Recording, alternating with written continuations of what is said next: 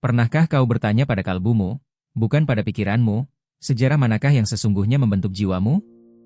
Apakah ia cerita para pemenang yang terukir di atas batu monumen? Ataukah ia bisikan sunyi dari seorang pemikir di dalam dinginnya penjara? Kita diajarkan untuk melihat panggung besar, tepuk tangan riuh, dan bendera yang berkibar. Namun, bagaimana jika pertarungan terbesar yang mengubah takdir bangsa ini tidak terjadi di istana megah, melainkan di dalam keheningan dua hati manusia yang sama-sama mencintai, namun menempuh jalan yang berbeda? Kita terbiasa memisahkan dunia dan akhirat, seolah keduanya adalah dua samudera yang tak pernah bertemu. Yang satu adalah nahoda kapal negara, menerjang badai politik dengan pekik merdeka yang membahana. Yang lainnya adalah penjaga mercusuar iman, yang cahayanya menembus kabut kegelapan, mengingatkan bahwa setiap ombak akan kembali ke lautannya. Soekarno dan Hamka. Nama mereka disebut dalam satu tarikan napas sejarah, namun seringkali dipentaskan sebagai lawan, sebagai hitam dan putih. Sebuah kekeliruan yang nyaman, namun mematikan kebenaran. Lihatlah lebih dalam, melampaui apa yang tertulis di buku-buku pelajaran. Ini bukanlah sekadar perseteruan antara seorang presiden dan seorang ulama. Ini adalah dialog abadi di dalam jiwa Indonesia itu sendiri. Pertarungan antara akal dan iman, antara kekuasaan fana dan prinsip yang kekal, antara jalan tanah dan jembatan menuju langit. Mereka bukanlah dua orang yang saling membenci, mereka adalah cermin. Di dalam diri Hamka, Soekarno melihat keteguhan yang tak bisa ia patahkan. Dan di dalam diri Soekarno, Hamka melihat bayang-bayang kekuasaan yang bisa menenggelamkan jiwa manusia yang paling kuat sekalipun. Selama 1964 hari, satu dari mereka kehilangan kebebasannya, dikurung atas perintah yang lain. Namun, apakah penjara itu terbuat dari besi, ataukah ia terbuat dari kesalahpahaman? Di balik jeruji, pena menjadi lebih tajam dari pedang. Tafsir Al-Azhar lahir dari rahim penderitaan, membuktikan bahwa cahaya Tuhan tidak bisa dipenjarakan oleh titah manusia. Sementara di luar, monumen-monumen dibangun, namun sebuah pertanyaan besar menggantung di udara, tak terjawab hingga hari ini. Pertanyaan itu tidak lenyap. Ia hanya bergema lebih sunyi, diwariskan dari satu generasi ke generasi berikutnya, dan kini ia berdetak di dalam dadamu. Apa arti sebuah bangsa yang besar jika jiwanya kering? Apa guna kemerdekaan raga jika ruhnya terbelenggu? Konflik antara Bung Karno dan Buya Hamka bukanlah sekadar catatan kaki sejarah. Ia adalah luka yang belum sembuh, sebuah pilihan menentukan yang terus kita hadapi setiap hari tanpa kita sadari. Kisah ini telah lama tertutup kabut politik dan narasi yang disederhanakan.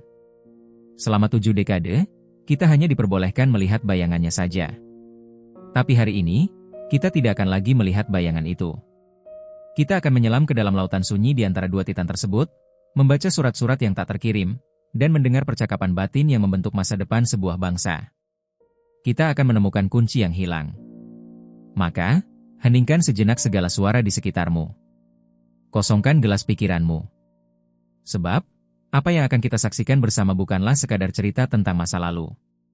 Ini adalah cermin untuk masa depanmu, untuk masa depan kita. Melewatkan satu detik pun dari perjalanan ini berarti memilih untuk tetap buta akan bagian penting dari dirimu sendiri. Tetaplah di sini, karena kebenaran sedang menunggu. Untuk memahami mata air sebuah sungai, orang tidak melihat deras arusnya, melainkan hening sumbernya. Kisah kedua insan ini tidak dimulai dengan sebuah pekikan, melainkan dengan sebuah bisikan. Dua bisikan cinta untuk tanah yang sama, yang lahir dari kalbu yang berbeda.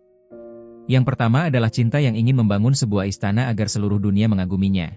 Sebuah cinta yang butuh wujud, materi, dan monumen yang bisa meneriakan keagungan bangsanya ke langit. Inilah cinta yang mewujud keluar, penuh gelora, membara, dan kasat mata. Itulah jalan yang ditempuh Soekarno. Sebuah jalan yang mencari keselamatan bangsa pada kekuatan lengannya, pada persatuan suaranya, pada kemegahan citranya di hadapan bangsa-bangsa lain. Dan siapa yang bisa menyalahkan kerinduan itu? Setelah ratusan tahun terhina, siapa yang tidak ingin melihat rumahnya berdiri gagah, dihormati, bahkan disegani? Ia menawarkan rakyat sebuah mimpi yang bisa dilihat dan disentuh. Jalan raya, stadion, wibawa. Ia sedang membangun raga untuk Indonesia. Sebuah raga yang agung, berotot, dan mengesankan. Namun, ada jenis cinta yang lain. Cinta yang tidak membangun keluar, tetapi ke dalam. Cinta yang percaya bahwa kekuatan sebuah istana tidak terletak pada dinding batunya, melainkan pada keluhuran akhlak para penghuninya. Inilah jalan yang ditempuh Hamka. Ia tidak mengkhawatirkan raga bangsa, melainkan ruhnya. Baginya, kemerdekaan sejati bukanlah terlepas dari rantai penjajah, melainkan terbebas dari belenggu di dalam diri, kesombongan, dahaga kuasa, dan lupa pada Tuhan. Dan disinilah kedua mata air itu mulai mengalir ke arah yang berlawanan. Sebab sebuah pertanyaan sunyi mulai menggantung di udara Jakarta, bagai kabut tipis. Ketika pembangunan raga menjadi begitu mendesak, bukankah ruh mulai terabaikan? Ketika deru Palu yang menegakkan monumen begitu riuh, bukankah ia menulikan suara nurani yang menyeru pada kerendahan hati? Yang satu ingin bangsanya menunduk hormat pada bendera, yang lain ingin bangsanya bersujud hanya kepada Tuhan. Bayangkan dua bilah pedang yang ditempa dalam api revolusi yang sama. Yang satu, digenggam oleh Soekarno, digunakan untuk memotong belenggu kolonialisme, sebilah pedang yang berkilauan untuk disaksikan dunia. Yang lain, pena Hamka, adalah pedang yang dihunus ke dalam diri, untuk memangkas lalang di taman hati kemunafikan, kerusakan, dan pemujaan pada kuasa yang fana. Dan sebuah kebenaran yang jarang diakui adalah, pertempuran kedua ini jauh lebih sukar dan lebih sunyi.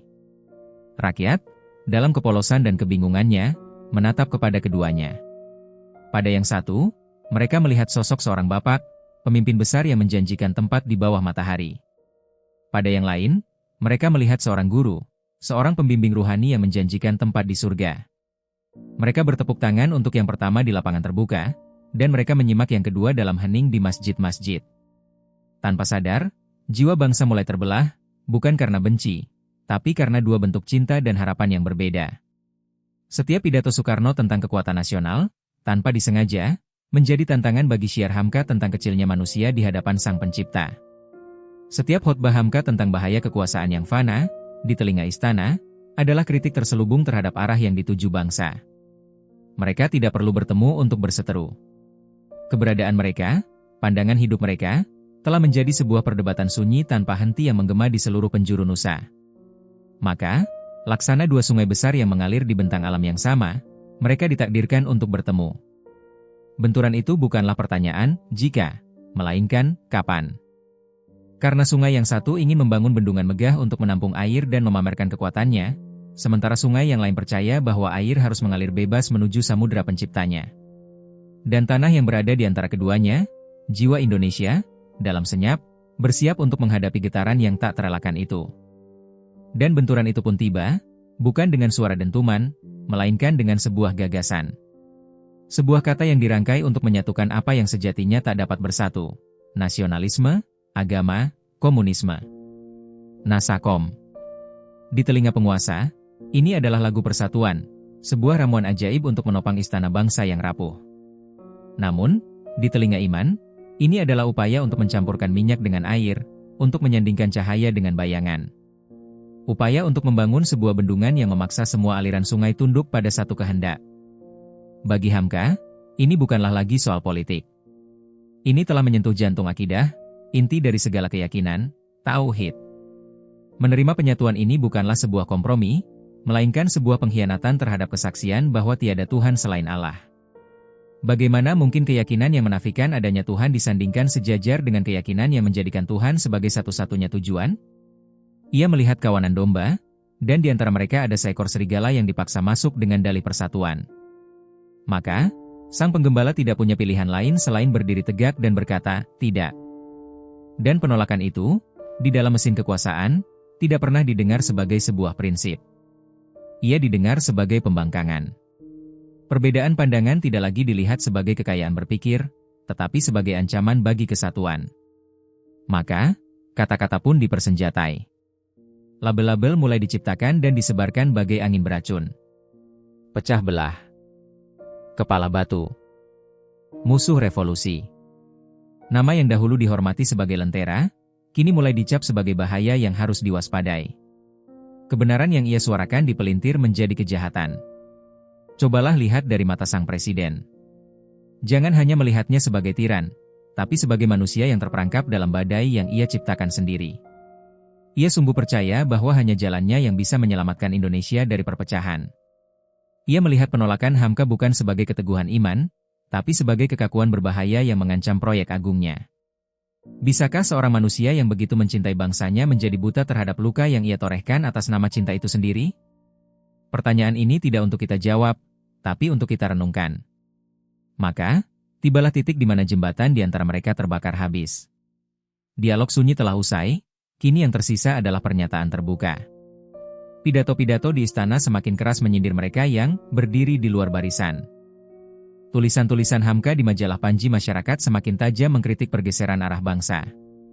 Kedua pedang itu kini telah terhunus, tidak lagi tersembunyi. Dan seluruh negeri menahan napas, menyaksikan dua titan yang pernah berjalan searah, kini saling berhadapan di persimpangan takdir. Konflik ini pun meresap turun, dari istana dan mimbar, masuk ke dalam ruang keluarga dan kedai kopi. Rakyat dipaksa memilih. Memilih ayah yang menjanjikan kemegahan, atau memilih guru yang menuntut kesetiaan pada iman. Tepuk tangan untuk presiden di siang hari terasa berkhianat bagi mereka yang di malam hari meneteskan air mata dalam doa. Dan keheningan di dalam masjid kini terasa lebih berat, syarat dengan ketakutan politik yang tak terucapkan. Jiwa bangsa benar-benar terbelah. Bayang-bayang kekuasaan mulai terasa dingin dan mencekam. Kawan menjadi lebih berhati-hati dalam bicara, suara-suara menjadi bisikan. Ketakutan mulai merayap, bukan pada kekerasan fisik, tapi pada tekanan psikologis. Mata-mata ada di mana-mana, dan satu kata yang salah bisa berarti malapetaka. Hamka semakin terisolasi. Mercusuar itu kini berdiri sendirian di tengah badai yang mengamuk, menolak untuk memadamkan cahayanya meski ombak mengancam akan menenggelamkannya. Dan sejarah mengajarkan kita satu hal yang kejam tentang kekuasaan. Ketika seorang raja tidak lagi bisa meyakinkan seorang bijak dengan argumen, ia hanya punya satu alat terakhir untuk membungkamnya. Alat itu bukanlah perdebatan, melainkan sebuah gembok. Bukan lagi sanggahan, melainkan 4 buah dinding yang dingin. Benturan itu telah terjadi.